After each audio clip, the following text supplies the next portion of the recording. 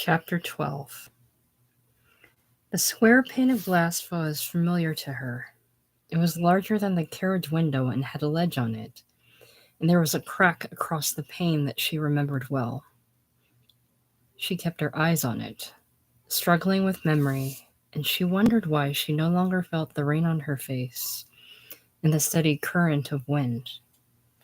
There was no movement under her, and her first thought was that the carriage had come to a standstill, thrust against the bank in the gullyway once more, and that circumstance and fate would compel her to react in frightful repetition the things she had already performed.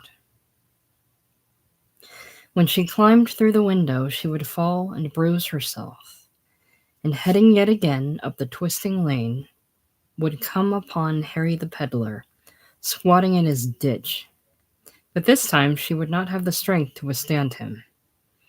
Down on the shingle strand, the men waited for the tide, and the great black turtle of a ship rolled flat and monstrous in the trough of the sea. Mary moaned and turned her head restlessly from side to side. Out of the tail of her eye she saw the brown, discolored wall beside her, and the rusty nail head where a text had once been hung. She was lying in her bedroom at Jamaica Inn. The sight of this room she hated. However cold it was and drear, was at least protection from the wind and the rain and from the hands of Harry the peddler. Nor could she hear the sea. The roar of the surf would not disturb her again. If death came now, he would be an ally. Existence was not a thing she welcomed anymore. Life had been crushed from her, anyway, and the body lying on the bed did not belong to her. She had no wish to live. Shock had made a dummy of her and taken away her strength.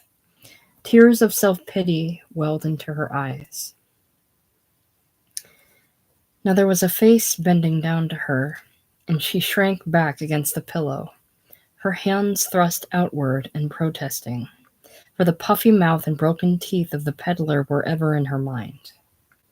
Her hands were held gently, though, and the eyes that peered at her, red-rimmed like her own from weeping, were tremulous and blue. It was Aunt Patience. They clung to one another, seeking comfort in proximity, and after Mary had wept a while, easing herself of sorrow and allowing the tide of emotion to carry her to the limit, nature took command of her again, and she was strengthened. Something of the old courage and force coming back to her again. "You know what has happened?"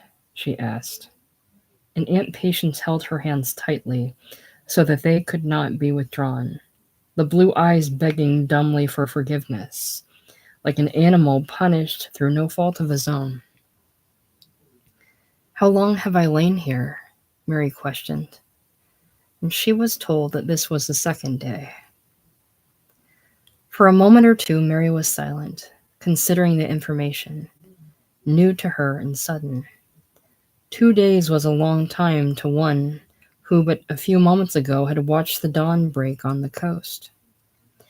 Much could happen in that time, and she had been on her bed here, helpless.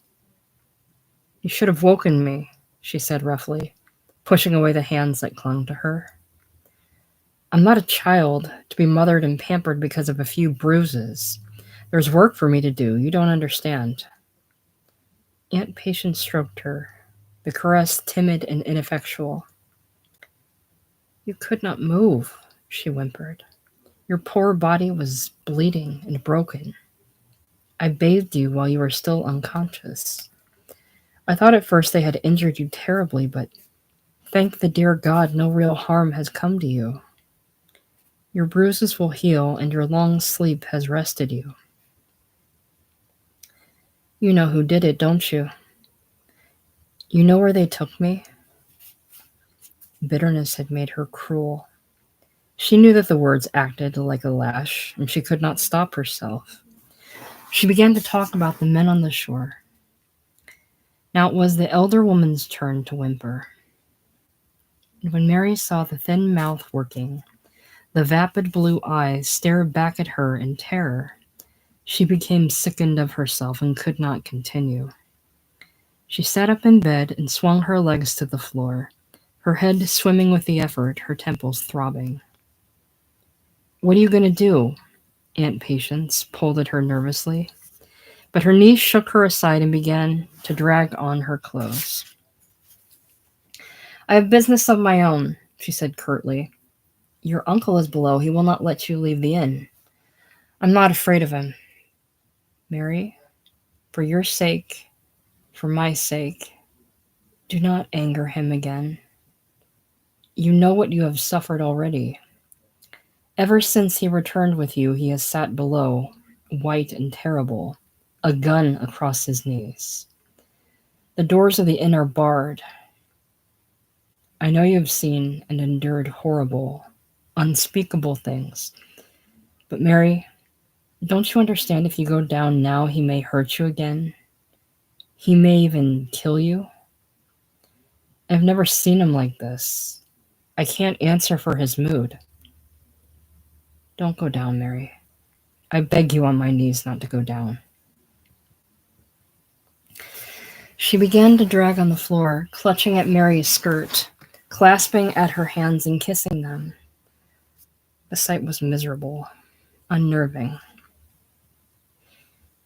"Aunt Patience, I have gone through enough out of loyalty to you. You can't expect me to stand anymore.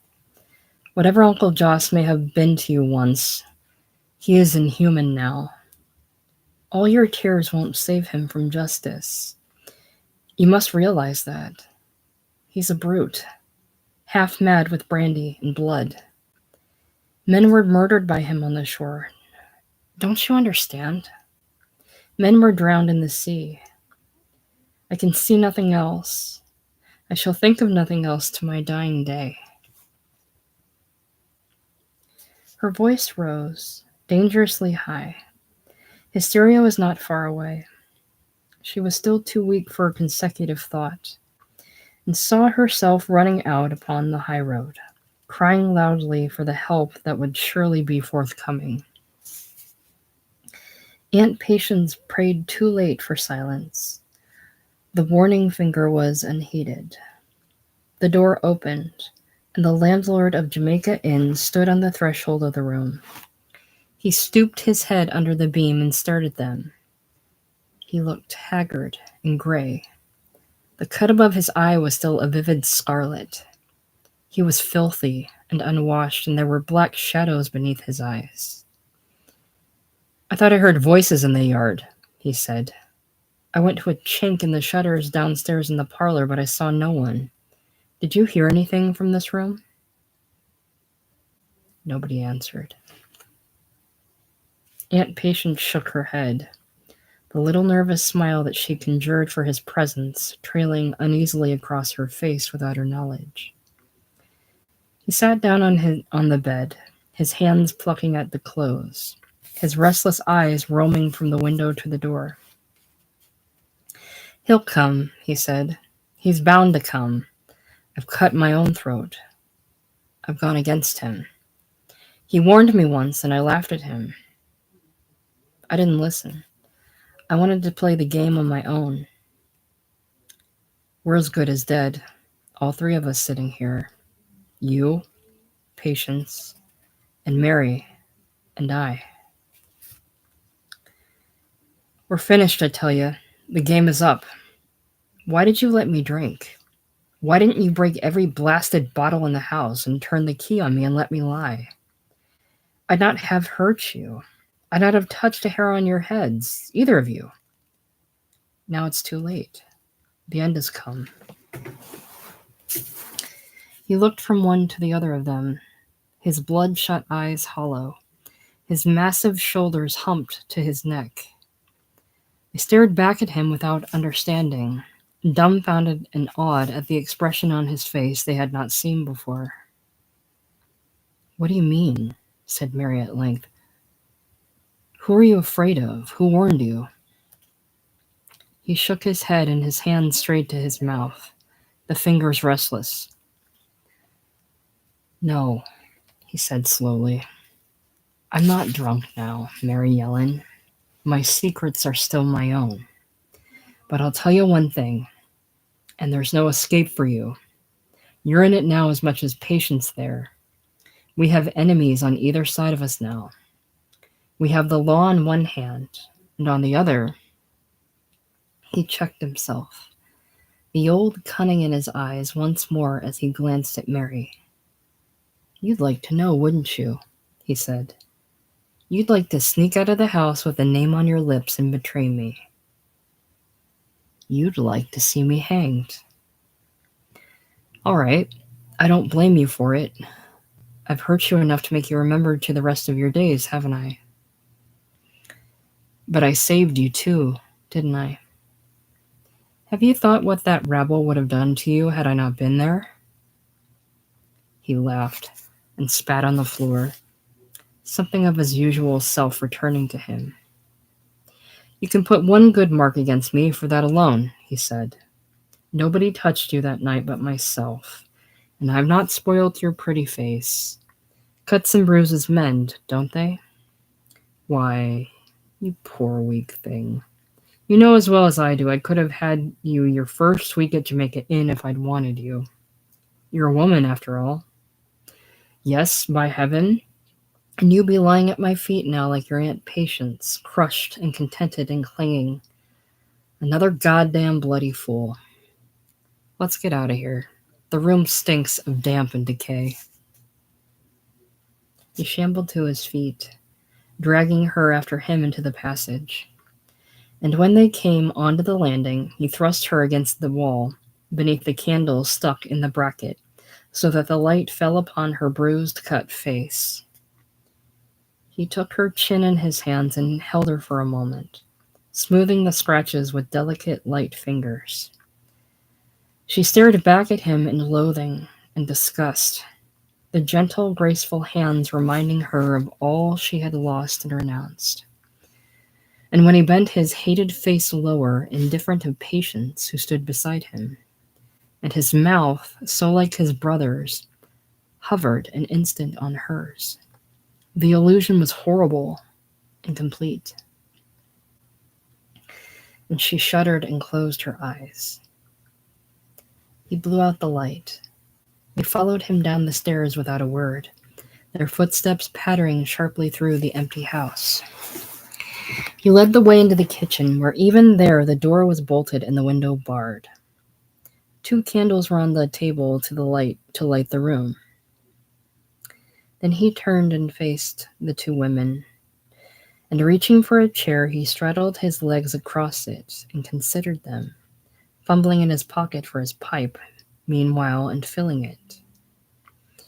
We've got to think out a plan of campaign, he said. We've been sitting here for nigh on 2 days now, like rats in a trap, waiting to be caught. And I've had enough, I tell you. I never could play that sort of game. It gives me the horrors. If there's going to be a scrap, then, by almighty God, let's have it in the open. He puffed a while at his pipe, staring moodily at the floor, tapping his foot on the stone flags. Harry's loyal enough, he continued, but he'd split and have the house about our ears if he thought there'd be profit for himself. As for the rest, they're scattered over the countryside, whining, their tails between their legs, like a blasted pack of curs. This has scared him forever. Yes, and it scared me too, you can know that. I'm sober now, all right. I can see the damnful, unholy mess I've landed in. And we'll be lucky, all of us, if we get out of it without swinging. You, Mary, can laugh if you like, with your white, contemptuous face. It'll be as bad for you as for Patience and I. You're in it too. Up to your neck. You'll not escape. Up to the neck. You'll not escape. Why didn't you turn the key on me, I say? Why didn't you stop me from drinking? His wife stole over to him and plucked at his jacket, passing her tongue over his lips in preparation for speech. Over her lips in preparation for speech. Well, what is it? He said fiercely. Why can't we creep away now before it's too late? She whispered. The trap's in the stable. We'll be in Launceston and across to Devon in a few hours. We could travel by night. We could make for the eastern counties." "You damned idiot," he shouted. "Don't you realize there are people on the road between here and Launceston who think I'm the devil himself? Who are only waiting their chance to fasten every crime in Cornwall on my head and get me? The whole country knows by now what happened on the coast on Christmas Eve. And if they see us bolting, they'll have the proof. God, don't you think I haven't itched to get away and save my skin? Yes, and by doing so here, every man in the country point his finger at us. We'd look fine, wouldn't we? Riding in the trap on top of our goods and chattels like farmers on market day, waving goodbye in Launceston Square? No, we've got one chance. One single chance in a million. We've got to lie quiet. We've got to lie mum.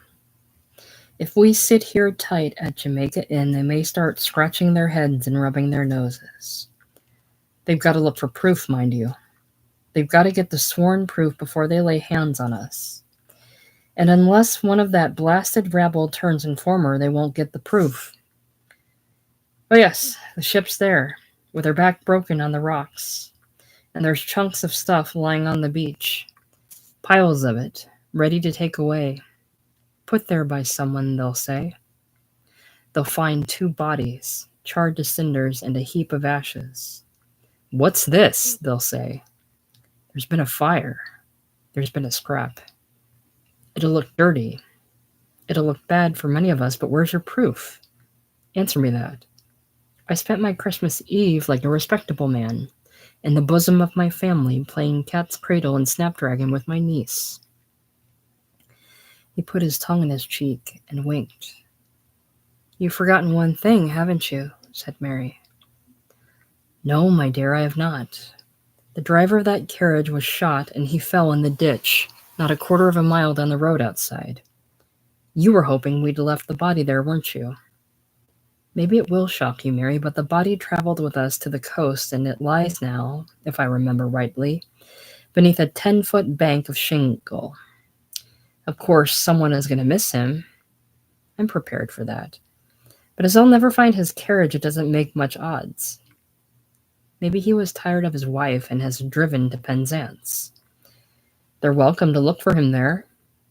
And now that we both come to our senses again, you can tell me what you were doing in that carriage, Mary, and where you had been.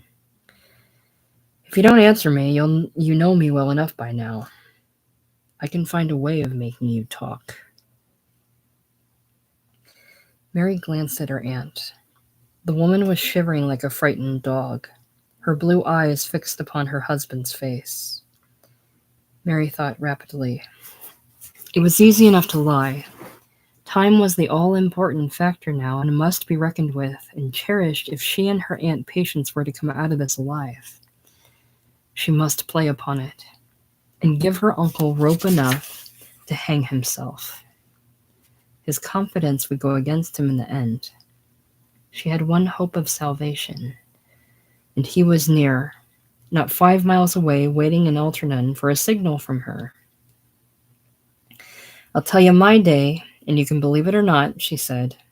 It doesn't matter much to me what you think. I walked to Launceston on Christmas Eve and went to the fair. I was tired by 8 o'clock, and when it came to rain and blow, I was wet through and fit for nothing. I hired that carriage, and I told the man I wanted him to take me to Bodmin. I thought if I said the Jamaica Inn, he would have refused the journey. There. I've nothing more to tell you than that. Were you alone in Launceston? Of course I was alone. And you spoke to no one? I bought a handkerchief from a woman at a stall. Joss Merlin spat on the floor. All right, he said. Whatever I did to you now, and you'd tell the same story, wouldn't you? You've got the advantage for once, because I can't prove if you're lying or not. Not many maids your age would spend the day alone in Launceston, I can tell you that. Nor would they drive home by themselves. If your story is true, then our prospects improve. They'll never trace that driver here. God damn it, I shall feel like another drink in the moment. He tilted back his chair and pulled at his pipe. You shall drive in your own coach yet, Patience, he said, and wear feathers in your bonnet and a velvet cloak. I'm not beaten yet. I'll see the whole band of 'em in hell first. You wait. We'll start afresh again. We'll live like fighting cocks. Maybe I'll turn sober and go to church on Sundays. And you, Mary, you shall hold my hand in my old age and spoon me my food. He threw back his head and laughed. But his laugh broke short in the middle, his mouth shut like a trap. And he crashed his chair down on the floor again and stood up in the middle of the room, his body turned sideways, his face as white as a sheet. Listen, he whispered hoarsely. Listen. They followed the direction of his eyes, fastened as they were upon the chink of light that came through the narrow gap in the shutters. Something was scraping gently at the kitchen window, tapping lightly, softly, scratching furtively at the pane of glass. It was like the sound made by a branch of ivy when it has broken loose from the trunk, and bending downwards, teases a window or a porch, disturbed and restless with every breath of wind. But there was no ivy on the slate walls of Jamaica Inn, and the shutters were bare. The scraping continued, persuasive and undaunted. Tap, tap, like the drumming of a beak. Tap, tap, like the forefingers of a hand. There was no other sound in the kitchen except for the frightened breathing of Aunt Patience, whose hand crept out across the table to her niece. Mary watched the landlord as he stood motionless on the kitchen floor, his figure shadowed monstrously on the ceiling, and she saw his lips blue through the dark stubble of his beard.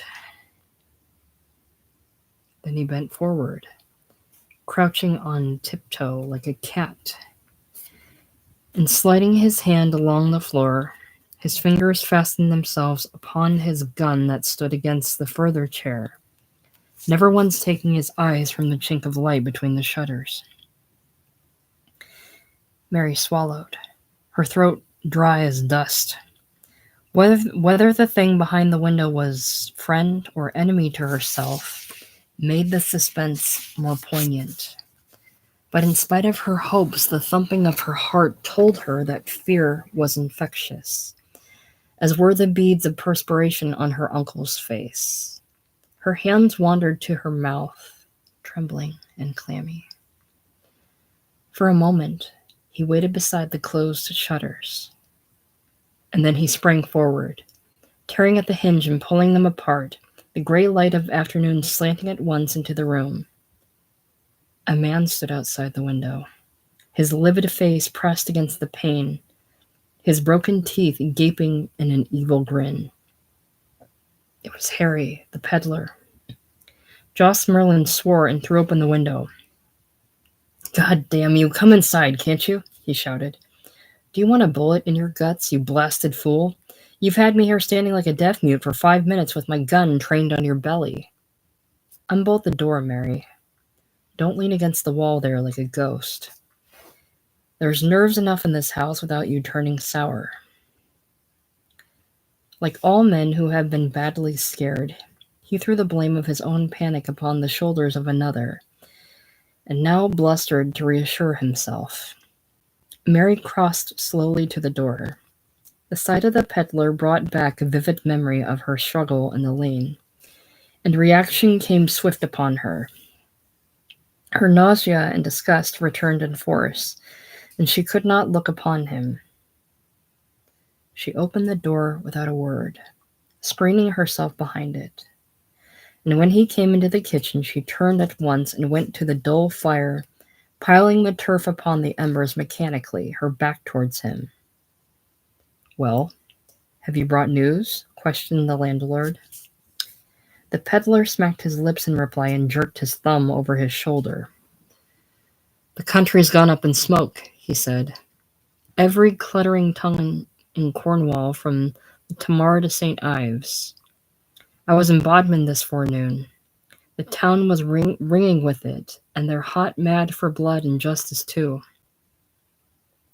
Last night I slept at Camelford, every man jack in the place shaking his fist in the air and blabbing to his neighbor. There'll only be one end to this storm, Joss, and you know the name for it, don't you?" He made a gesture with his hands across his throat. "We've got to run for it," he said. "It's our only chance. The roads are poison, and Bodmin and Launceston worst of all.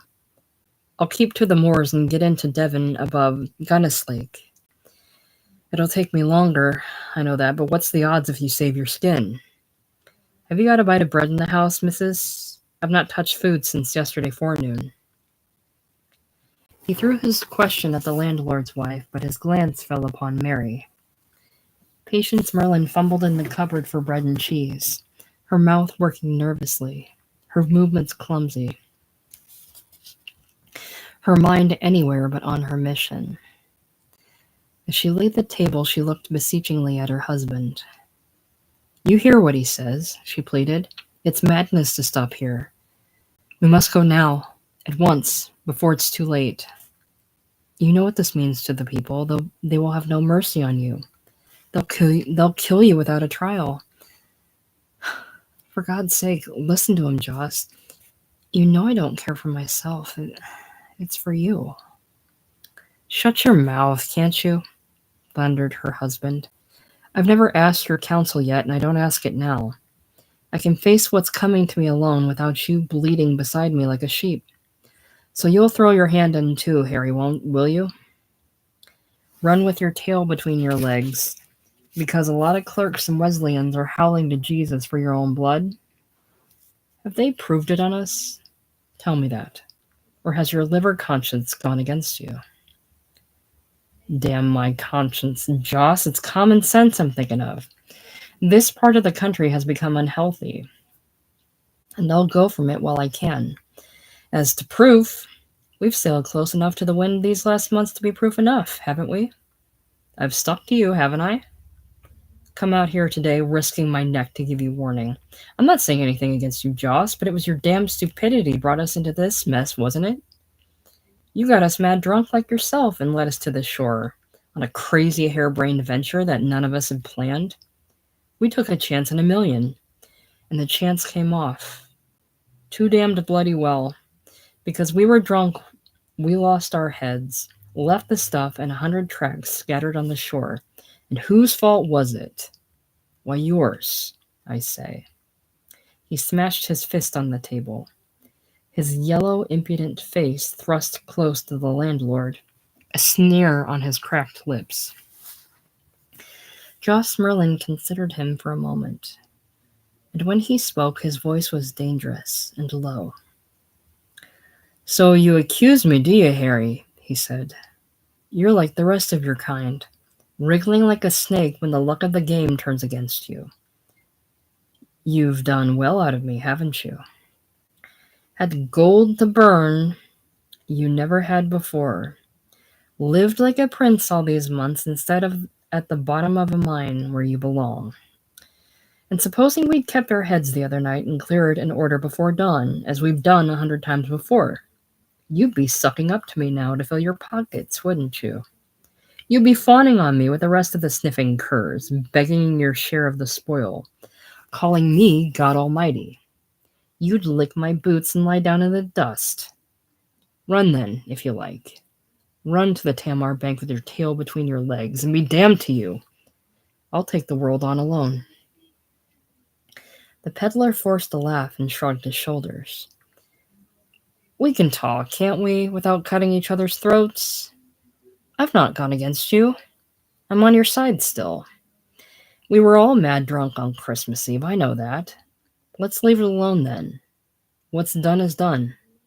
Our lot is scattered and we needn't reckon with them. They'll be too scared to show their heads and worry us. That leaves you and I, Joss. We've been in this business, the pair of us, deeper than most. I know that. And the more we help each other, the better it'll be for us both. Now then, that's why I'm here, to talk it over and see where we stand. He laughed again, showing his soft gums, and began to beat a tattoo on the table with his squat black fingers. The landlord watched him coolly and reached once more for his pipe. "Just what would you be driving at, Harry?" he said, leaning against the table and filling his pipe afresh. The peddler sucked his teeth and grinned. "I'm not driving at anything," he said. "I want to make things easier for all of us. We've got to quit. That's evident, unless we want to swing. But it's like this, Joss. I don't see the fun in quitting empty-handed for all that. There's a mint of stuff we dumped along in the room yonder 2 days ago from the shore. That's right, isn't it? And by rights, it belongs to all of us who worked for it on Christmas Eve. But there's none of them left to claim it but you and I. I'm not saying there's much of value there. It's junk mostly, no doubt, but I don't see why some of it shouldn't help us into Devon. Do you?" The landlord blew a cloud of smoke into his face. "So you didn't come back to Jamaica Inn because of my sweet smile alone then," he said. "I was thinking you were fond of me, Harry, and wanted to hold my hand." The peddler grinned again and shifted on his chair. "All right," he said. "We're friends, aren't we? There's no harm done in plain speaking. The stuff's there, and it'll take 2 men to shift it. The women here can't do it. What's against you and I striking a bargain and be done with it?" The landlord puffed thoughtfully at his pipe. "You're teeming with ideas, all strung out as pretty as the fancy trinkets on your tray, my friend. And supposing the stuff isn't there after all? Supposing I've disposed of it already? I've been here kicking my heels for 2 days, and the coach has passed my door. What then, Harry boy?" The grin faded from the face of the peddler, and he thrust out his jaw. "What's the joke?" he snarled. "Do you play a double game up here at Jamaica Inn? You'll find it hasn't paid you if you have. You've been mighty silent sometimes, Joss Merlin, when cargoes were run and when we had the wagons on the road. I've seen things sometimes I haven't understood, and heard things too. You've made a brilliant job of this trade, month in, month out. Too brilliant, some of us thought. For the small profit we made out of it, who took most of the risks? And we didn't ask you how you did it, did we? Listen here, Joss Merlin. Do you take your orders from one above you?" The landlord was on him like a flash. He caught the peddler on the point of the chin with his clenched fist, and the man went over backwards onto his head, the chair beneath him striking the stone flags with a crash. He recovered instantly and scrambled to his knees, but the landlord towered above him, the muzzle of his gun pointed at the peddler's throat. "Move, and you're a dead man," he spoke softly. Harry the peddler looked up at his assailant, his little mean eyes half closed, his puffy face yellow. The fall had winded him, and he breathed shortly. At the first sign of a struggle, Aunt Patience had flattened herself against the wall, terror-stricken, her eyes searching those of her niece in vain appeal. Mary watched her uncle closely. She had no clue this time to his state of mind. He lowered his gun and pushed at the peddler with his foot. "Now we can talk reason, you and I," he said. He leant once more against the table, his gun across his arm, while the peddler sprawled, half kneeling, half crouching on the floor. "I'm the leader in this game and always have been," said the landlord slowly. "I've worked it from the beginning 3 years ago, when we ran cargoes from little 12-ton luggers to Padstow, and thought ourselves lucky when we were 7 pence halfpenny in pocket. I've worked it until the trade was the biggest thing in the country from Heartland to Hale. I take orders? My God, I'd like to see the man who dared to try me. Well, it's over now. We've run our course and the day is done. The game is up for all of us. You didn't come here tonight to warn me.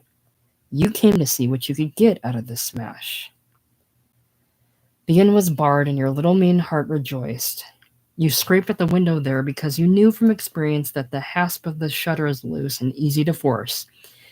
You didn't think to find me here, did you? You thought it would be Patience here, or Mary, and you would scare them easy, wouldn't you? And to reach for my gun where it hangs handy on the wall, as you've often seen? And then to hell with the landlord of Jamaica Inn. You little rat, Harry. Do you think I didn't see it in your eye when I flung back the shutter and saw your face at the window? Do you think I never heard your gasp of surprise nor watched your sudden yellow grin? The peddler passed his tongue over his lips and swallowed.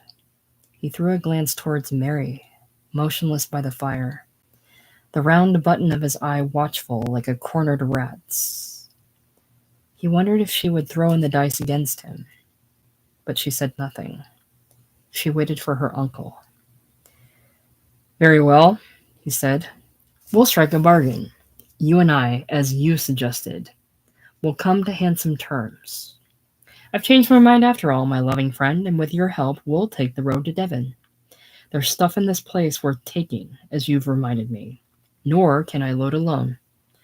Tomorrow is Sunday, and a blessed day of rest. Not even the wrecking of 50 ships will drag the people of this country from their knees. There will be blinds down, and sermons, and long faces, and prayers offered for poor sailormen who come by misadventure by the devil's hand. But they'll not go seeking the devil on the Sabbath. 24 hours we have, Harry, my boy, and tomorrow night, when you've broken your back spading turf and turnips over my property in the farm cart, and kissed me goodbye, and Patience too, and maybe Mary there as well, why then you can go down on your knees and thank Joss Merlin for letting you go free with your life, instead of squatting on your scut in a ditch where you belong to be with a bullet in your black heart. He raised his gun again, edging the cold muzzle close to the man's throat. The peddler whimpered, showing the whites of his eyes. The landlord laughed. You're a pretty marksman in your way, Harry, he said. Isn't that the spot you touched on Ned Santo the other night? You laid his windpipe bare, and the blood whistled out in his stream. He was a good boy, was Ned, but hasty with his tongue. That's where you got him, wasn't it? Closer the muzzle pressed against the peddler's throat. If I made a mistake now, Harry, your windpipe would come clean, just like poor Ned's. You don't want me to make a mistake, do you? The peddler could not speak. His eyes rolled up in a squint, and his hand opened wide, the forefinger spread square as though clamped to the floor. The landlord shifted his gun, and bending down, he jerked the peddler to his feet. Come on, he said. Do you think I'm going to play with you all night? A jest is a jest for 5 minutes. After that, it becomes a burden on the flesh. Open the kitchen door and turn to the right and walk down the passage until I tell you to stop. You can't escape through the entrance to the bar. Every door and window in this place is barred. Your hands have been itching to explore the wreckage we brought from the shore, haven't they, Harry? You shall spend the night in the storeroom amongst it all. Do you know, Patience, my dear? I believe this is the first time we've offered hospitality at Jamaica Inn. I don't count Mary there. She's part of the household. He laughed. In high good humor, his mood switched round now like a weathercock.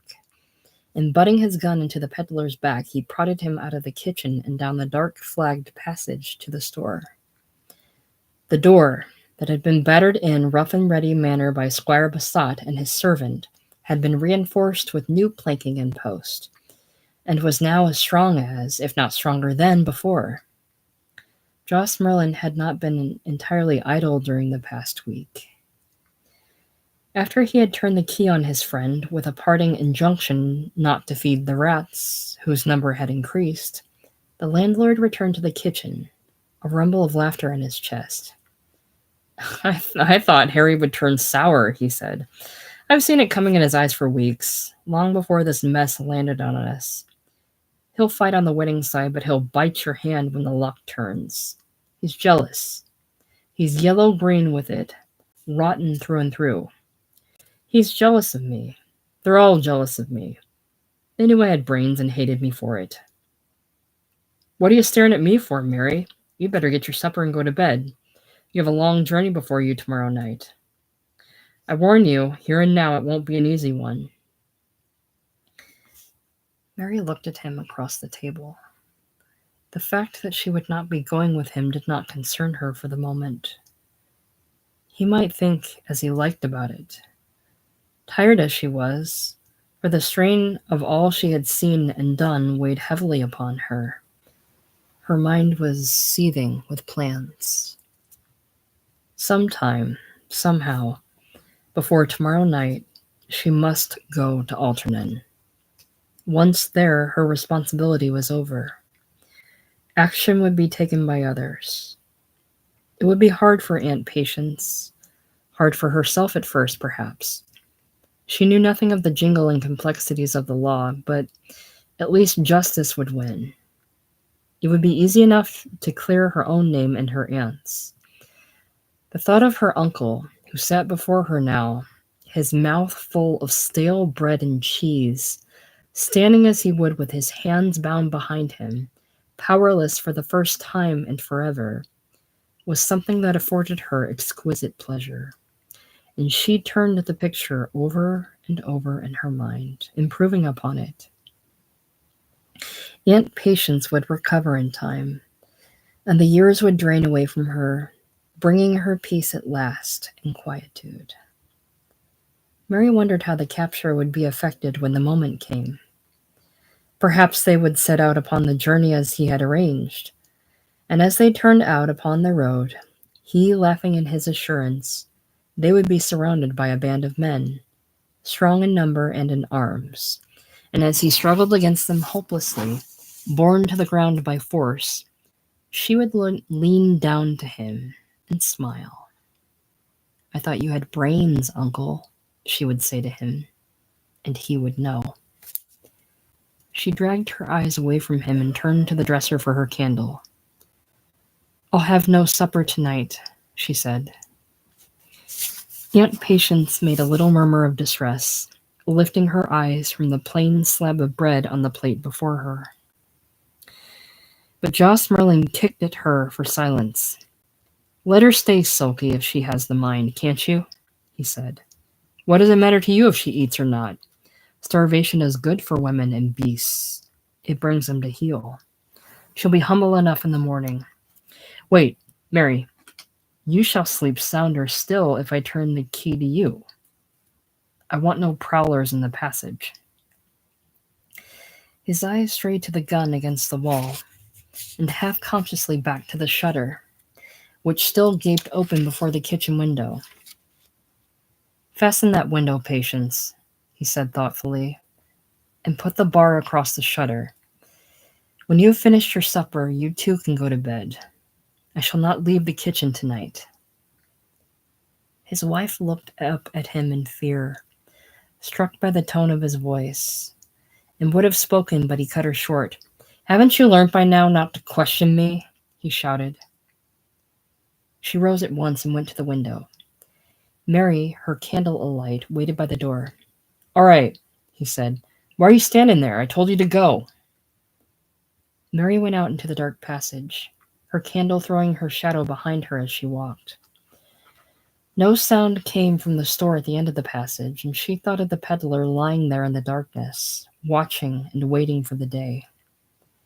The thought of him was abhorrent to her, like a rat he was, imprisoned amongst his fellows, and she suddenly pictured him with rat's claws scratching and gnawing at the framework of the door, scraping his way to freedom in the silence of the night. She shuddered, strangely thankful that her uncle had decided to make a prisoner of her as well. The house was treacherous tonight, her very footsteps sounding hollow on the flags, and there were echoes that came unbidden from the walls. Even the kitchen, the one room in the house to possess some measure of warmth and normality, gaped back at her as she left it, yellow and sinister in the candlelight. Was her uncle going to sit there then, the candles extinguished, his gun across his knee, waiting for something? For someone? He crossed into the hall as she mounted the stairs, and he followed her along the landing to the bedroom over the porch. "Give me your key," he said, and she handed it to him without a word. He lingered for a moment, looking down at her, and then he bent low and laid his fingers on her mouth.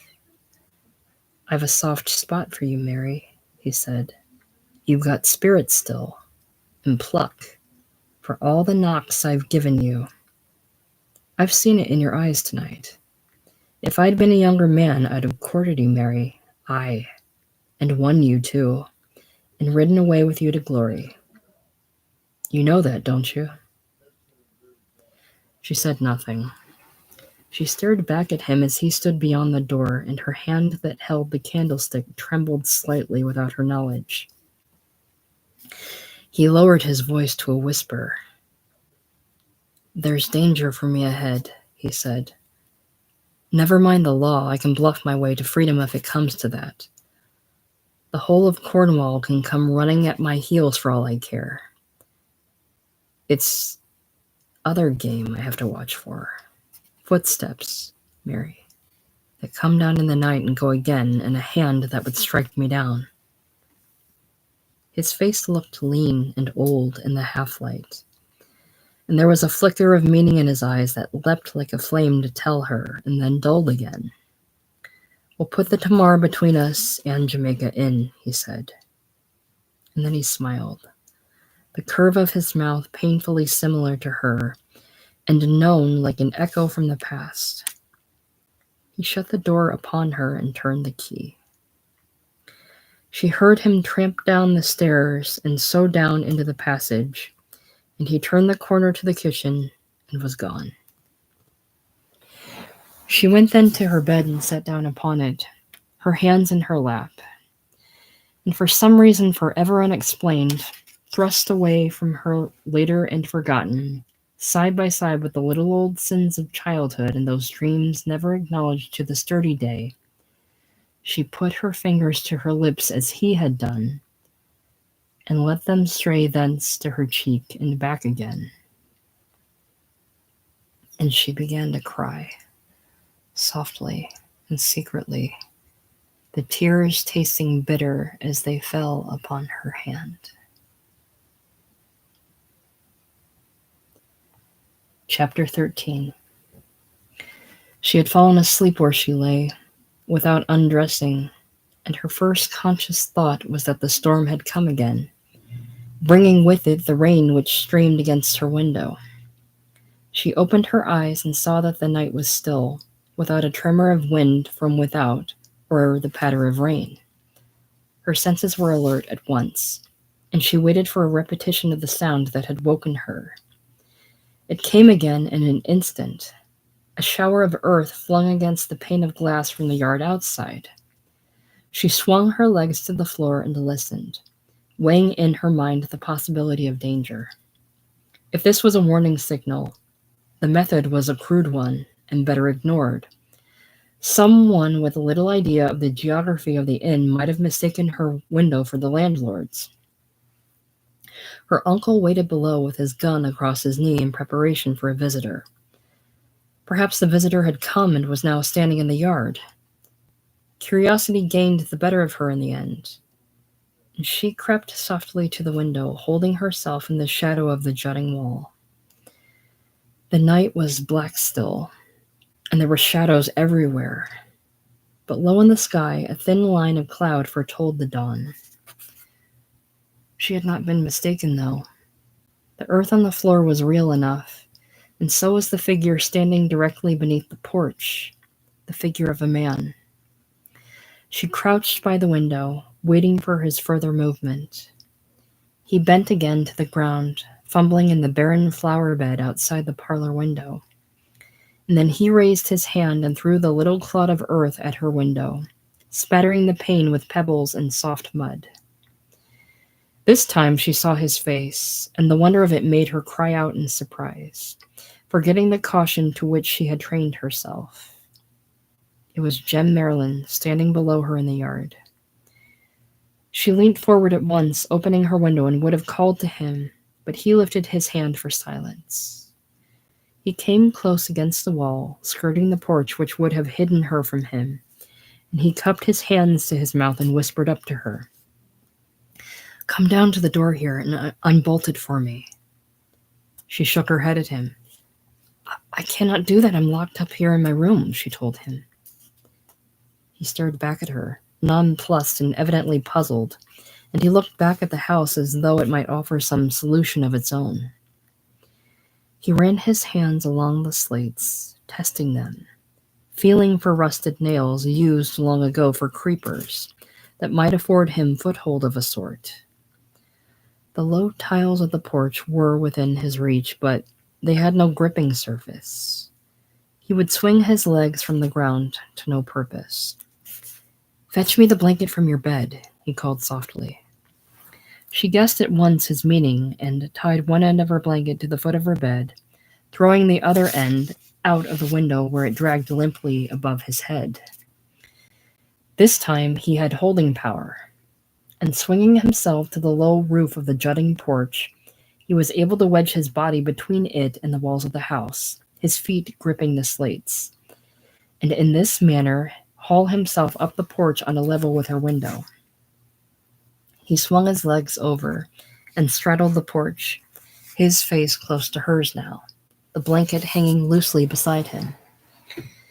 Mary struggled with the framework of the window, but her efforts were useless. The window opened only a foot or so. He could not enter the room without smashing the glass. "I shall have to talk to you here," he said. "Come closer, where I can see you." She knelt on the floor of her room, her face at the window gap, and they stared at one another for a moment without speaking. He looked worn, and his eyes were hollow, like the eyes of one who has not slept and has endured fatigue. There were lines about his mouth she had not noticed before, nor did he smile. "I owe you an apology," he said at length. "I deserted you without excuse at Launceston on Christmas Eve.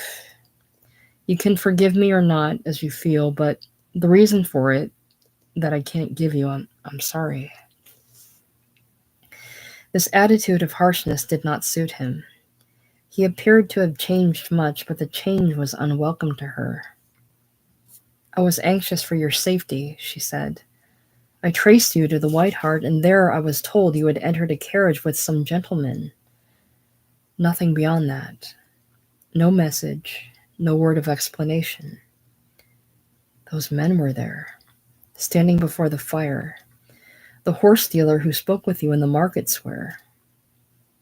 They were horrible men, curious, and I mistrusted them. I wondered if the theft of the pony had been discovered. I was wretched and worried. I blame you for nothing. Your business is your own." She was hurt by his manner. She had expected anything but this. When she saw him first in the yard outside her window, she thought of him only as the man she loved, who had come now to her in the night, seeking her presence. His coolness dampened her flame, and she withdrew inside herself at once, trusting that he had not seen the blank disappointment in her face. He did not even ask how she returned that night, and his indifference stunned her. "Why are you locked in your room?" he questioned. She shrugged her shoulders, and her voice was flat and dull when she replied, "My uncle does not care for eavesdroppers. He fears I should wander in the passage and stumble upon his secrets. You appear to have the same dislike of intrusion. To ask you why you are here tonight would be an offense, I suppose." "Oh, be as bitter as you like. I deserve it." He flashed suddenly. I know what you think of me. One day I may be able to explain if you're not out of my reach by then. Be a man for the moment and send your hurt pride and your curiosity to hell. I'm treading delicate ground, Mary, and one false step will finish me. Where's my brother? He told us he would spend the night in the kitchen. He is afraid of something or someone. The windows and doors are barred, and he has a gun. Jem laughed harshly. I don't doubt he's afraid. He'll be more frightened still before many hours are past, I can tell you that. I came here to see him, but if he sits there with a gun across his knee, I can postpone my visit till tomorrow, when the shadows are gone. Tomorrow may be too late. What do you mean? He intends to leave Jamaica Inn at nightfall. Are you telling me the truth? Why should I lie to you now? Jem was silent. The news had evidently come as a surprise to him, and he was turning it over in his mind. Mary watched him, tortured by doubt and indecision. She was thrown back now upon her old suspicion of him. He was the visitor expected by her uncle, and therefore hated by him and feared. He was the man who held the threads of her uncle's life between his hands. The sneering face of the peddler returned to her again, and his words, that so provoked the landlord to a flame of fury. Listen here, Joss Merlin. Do you take your orders from one above you, the man whose wits made service of the landlord's strength, the man who had hidden in the empty room? She thought again of the laughing, carefree Jem who had driven her to Launceston, who had swung hands with her in the market square, who had kissed her and held her.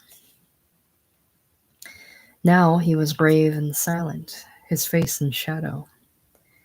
The idea of dual personality troubled her and frightened her as well. He was like a stranger to her tonight, obsessed by some grim purpose she could not understand. Warning him of the landlord's intended flight had been a false move on her part. It might confound the issue of her plans. Whatever Jem had done or intended to do, whether he was false and treacherous and a murderer of men, she loved him in the weakness of her flesh and owed him a warning. You'd best have a care for yourself when you see your brother, she said. His mood is dangerous. Whoever interferes with his plans now risks his life. I tell you this for your own safety. I have no fear of Joss, nor ever had. Perhaps not, but what if he is afraid of you? To this he said nothing. But leaning forward suddenly, he looked into her face and touched the scratch that ran from her forehead to her chin. Who did this? He said sharply, turning from the scratch to the bruise on her cheek. She hesitated a moment, and then answered him. I got them Christmas Eve. The gleam in his eye told her at once that he understood, and had knowledge of the evening, and because of it was here now at Jamaica Inn. You were with them on the shore? He whispered. She nodded, watching him carefully, wary of speech, and for answer he cursed aloud, and reaching forward smashed the pane of glass with his fist, careless of the splitting sound of glass and the blood that spouted immediately from his hand. The gap in the window was wide enough now for entrance, and he had climbed into the room and was beside her before she realized what he had done. He lifted her in his arms and carried her to the bed and laid her down upon it. And fumbling in the darkness for a candle, he found it at length and lit it, and came back to the bed and knelt beside it, throwing the light upon her face. He traced the bruises with his finger down her neck, and when she winced with the pain, he drew in his breath quickly, and again she heard him swear. I might have spared you this, he said. And then blowing out the light, he sat down beside her on the bed and reached for her hand, which he held a moment, tight, and then gave back to her. God almighty, why did you go with them? He said. They were crazy with drink. I don't think they knew what they were doing. I could no more have stood against them than a child. There were a dozen of them or more, and my uncle, he led them. He and the peddler. If you know about it, why do you ask me? Don't make me remember. I don't want to remember. How much have they hurt you? Bruises? Scratches? You can see for yourself.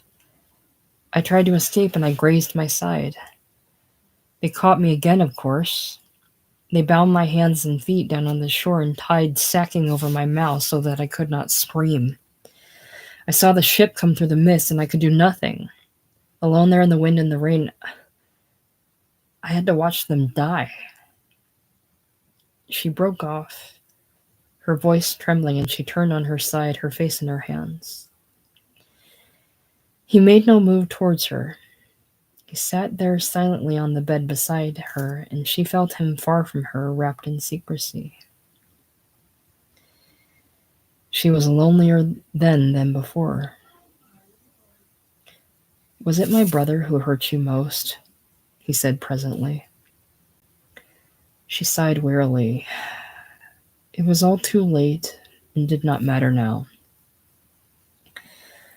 I've told you he was drunk, she said. You know better than I, perhaps, what he can do then. Yes, I know. He paused a moment.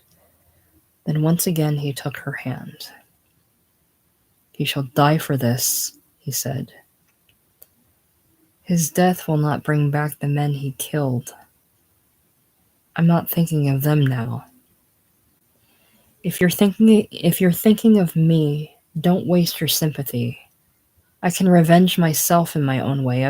I've learnt one thing at least, to rely on myself. Women are frail things, Mary, for all their courage. You are best out of this business now. The issue lies with me. She did not answer him. Her plans were her own, and he did not enter into them. What do you intend to do? He asked.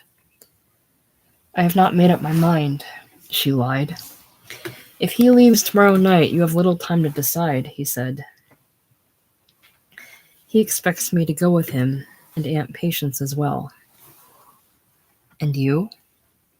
That will depend upon tomorrow. Whatever she felt for him, she would not hazard her plans into his keeping. He was still an unknown quantity, and above all else an enemy to justice. It came to her then that betraying her uncle, she might also betray him. If I ask you to do something, how would you answer me? She said. He smiled then for the first time, mocking and indulgent, as he had done in Launceston, and her heart leapt to him at once, encouraged at the change. How can I tell? He said. I want you to go away from here. I'm going now. No, I mean, away from the moors, away from Jamaica Inn. I want you to tell me you won't return here again. I can stand up against your brother. I'm in no danger from him now. I don't want you to come tomorrow. Please promise me you'll go away. What have you got in your mind? Something which has no concern with you, but might bring you to danger. I can't say any more. I would rather you trusted me. Trust you? Good God, of course I trust you. It's you who won't trust me, you damned little fool. He laughed silently and bent down to her, putting his arms around her, and he kissed her then as he had kissed her in Launceston, but deliberately now, with anger and exasperation. Play your own game by yourself then, and leave me to play mine, he told her. If you must be a boy, I can't stop you. But for the sake of your face, which I have kissed and shall kiss again, keep away from danger. You don't want to kill yourself, do you? I have to leave you now. It will be daylight within the hour. If both our plans miscarry, what then? Would you mind if you never saw me again? No, of course you would not care. I have not said so, you hardly understand. Women think differently than men. They travel separate paths. That's why I have no liking for them. They make for trouble and confusion. It was pleasure enough to take you to Launceston, Mary, but when it comes to life and death, like my business now, God knows I wish you 100 miles away, or sitting primly, your sewing in your lap in a trim parlor somewhere where you belong to be. That's never been my life, nor ever will. Why not? You'll wed a farmer one day, or small tradesman, and live respectably among your neighbors. Don't tell them you lived once at Jamaica Inn and had love made to you by a horse thief. They'd shut their doors against you. Goodbye, and here's prosperity to you.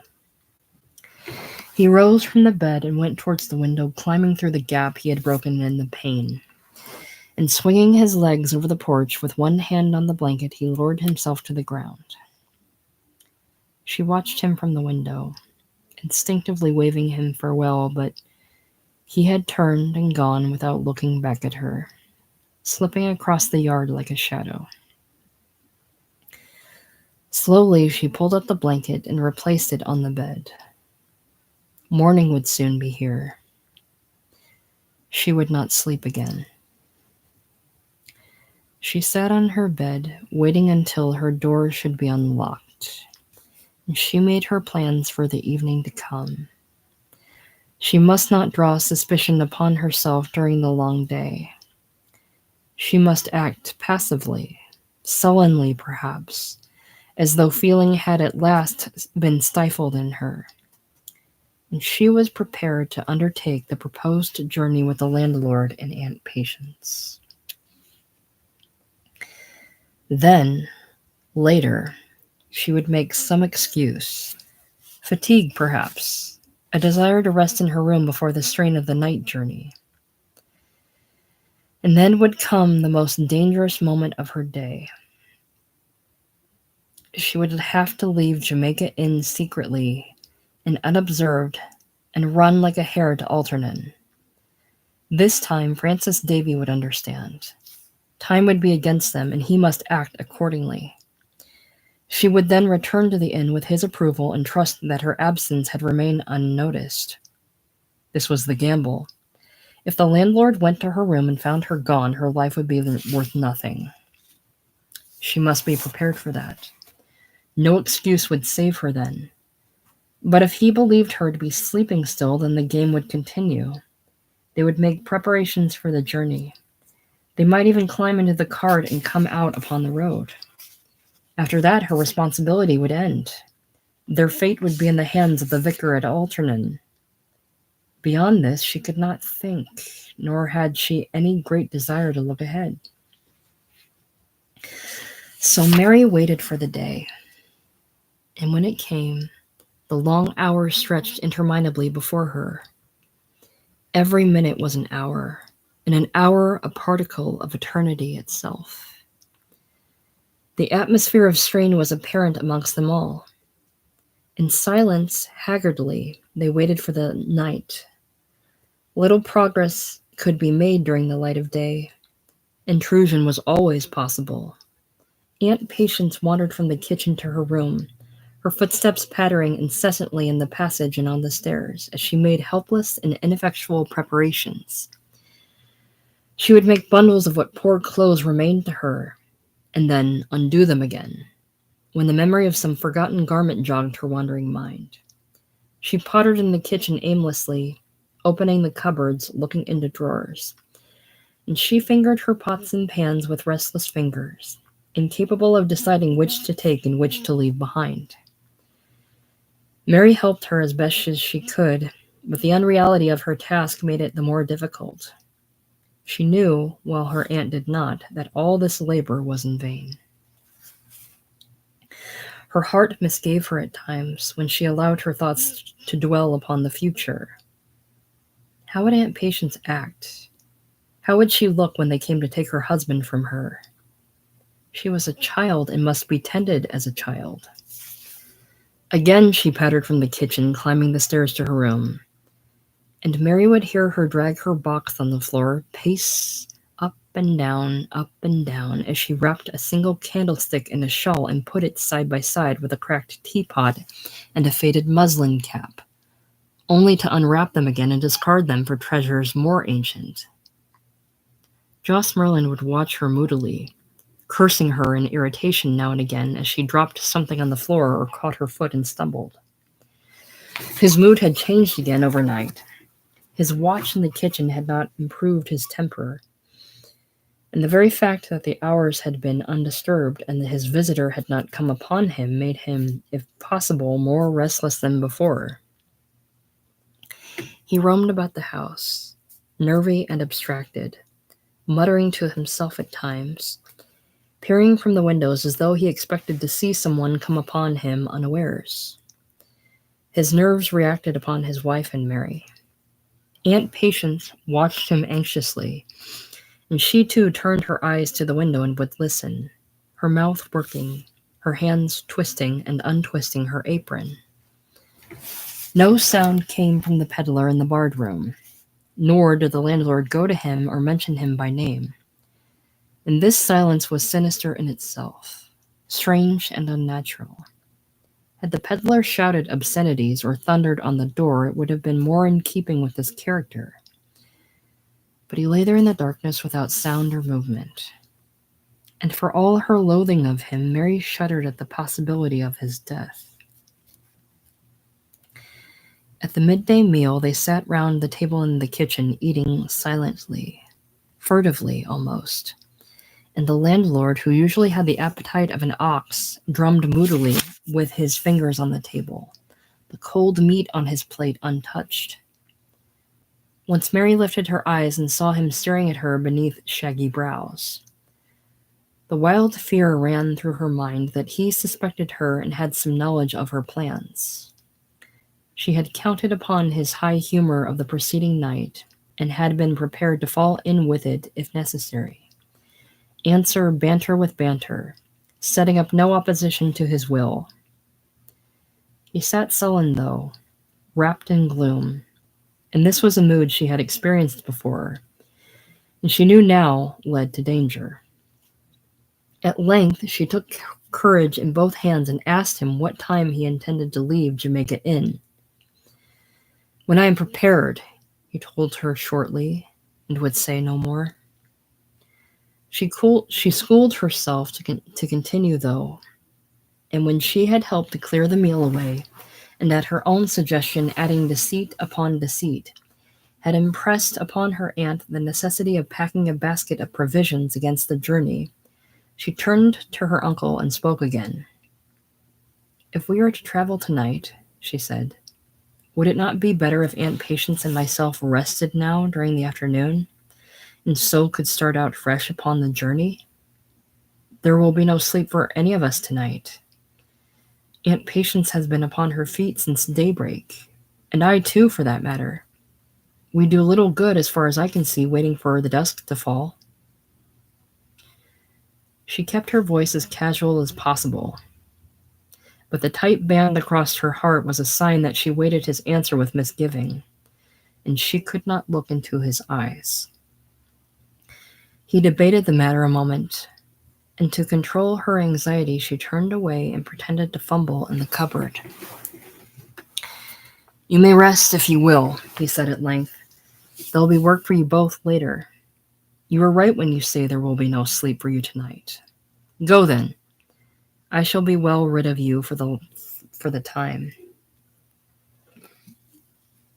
The first step had been achieved, and Mary lingered a while with her pretended work in the cupboard, fearing that haste to leave the kitchen should be judged suspicious. Her aunt, who always acted like a dummy to suggestion, followed her meekly upstairs when the time came, and padded along the further passage to her own room as an obedient child would do. Mary entered her own little room above the porch and closed the door, turning the key. Her heart beat fast as the prospect of adventure, and she could hardly tell whether excitement or fear had the mastery. It was close on 4 miles to Altrincham by the road, and she could walk the distance in an hour. If she left Jamaica Inn at 4 o'clock when the light was failing, she would be back again soon after 6, and the landlord would hardly come to rouse her before 7. She had 3 hours then in which to play her part, and she had already determined upon her method of departure. She would climb out onto the porch and fall to the ground, as Jem had done this morning. The drop was an easy one, and she would escape with little more than a scratch and a jar to her nerves. At any rate, it would be safer to do this than to risk coming upon her uncle in the passage below. The heavy entrance door would never open noiselessly, and to go through the bar would mean passing the open kitchen. She put on her warmest dress and fastened her old shawl across her shoulders with trembling, hot hands. It was the enforced delay that irked her most. Once she was upon the road, the purpose of the walk would bring courage, and the very movement of her limbs would be a stimulant. She sat by the window, looking out upon the bare yard and the high road where no one ever passed, waiting for the clock in the hall below to strike 4. When it sounded, at last, the strokes rang out in the silence like an alarm, pounding her nerves. And, unlocking the door, she listened for a moment, hearing footsteps echo the strokes and whispers in the air. It was imagination, of course. Nothing moved. The clock ticked on into the next hour. Every second was precious to her now, and she must waste no time to be gone. She shut the door, locking it again, and went to the window. She crawled through the gap as Jem had done, her hands on the sill, and in a moment she was astride the porch looking down upon the ground. The distance seemed greater now that she crouched above it, and she had no blanket to control her fall and to let her swing as he had done.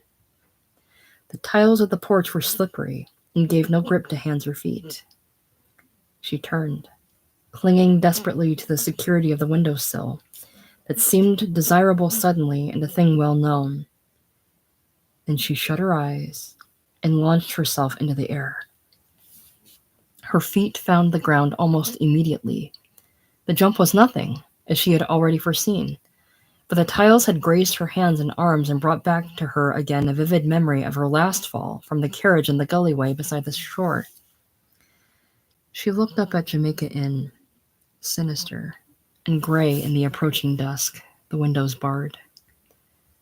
She thought of the horrors of the house had witnessed, the secrets now embedded in its walls, side by side with the other old memories of feasting and firelight and laughter before her uncle cast his shadow upon it. And she turned away from it, as one turns instinctively from a house of the dead, and went out upon the road. The evening was fine. That at least favored her, and she strode out towards her destination with her eyes fixed upon the long white road that lay ahead. Dusk came as she walked, bringing shadows across the moors that lay on either side of her. Away to the left, the high tors, shrouded at first in mist, were gathered to the darkness. It was very still. There was no wind. Later, there would be a moon. She wondered if her uncle had reckoned with this force of nature that would shine upon his plans. For herself, it would not matter. Tonight, she had no fear of the moors. They did not concern her. Her business was with the road. The moors lost their significance when unnoticed and untrodden. They loomed beyond her and away from her. She came at length to the 5 lanes, where the roads branched, and she turned to her left, down the steep hill of Alternon. Excitement rose high within her now as she passed the twinkling cottage lights and smelt the friendly smoke of the chimneys. Here were neighborly sounds that had long been lost to her. The barking of a dog, the rustle of trees, the clank of a pail as a man drew water from a well. There were open doors and voices from within. Chickens clucked beyond a hedge, and a woman called shrilly to a child who answered with a cry. A cart lumbered past her into the shadows, and the driver gave her good evening. Here was a drowsy movement, a placidity and a peace. Here were all the old village smells she knew and understood. She passed them by, and she went to the vicarage beside the church. There were no lights here. The house was shrouded and silent. The trees closed in upon it, and once again she was vividly aware of her first impression that this was a house that lived in its own past and slept now, with no knowledge of the present. She hammered upon the door, and she heard the blows echo through the empty house. She looked in through the windows, and her eyes met nothing but the soft and negative darkness. Then, cursing her stupidity, she turned back again towards the church. Francis Davy would be there, of course. It was Sunday. She hesitated a moment, uncertain of her movements, and then the gate opened and a woman came out into the road carrying flowers. She stared hard at Mary, knowing her a stranger, and would have passed her by with a good night had not Mary turned and followed her. "Forgive me," she said. "I see you have come from the church. Can you tell me if Mr. Davy himself is here?" "No, he is not," said the woman. And then, after a moment, "Were you wishing to see him?" "Very urgently," said Mary. "I have been to his house and I can get no answer. Can you help me?" The woman looked at her curiously and then shook her head. "I am sorry," she said. "The vicar is from home. He went away today to preach at another parish many miles from here. He is not expected back in Alternan tonight."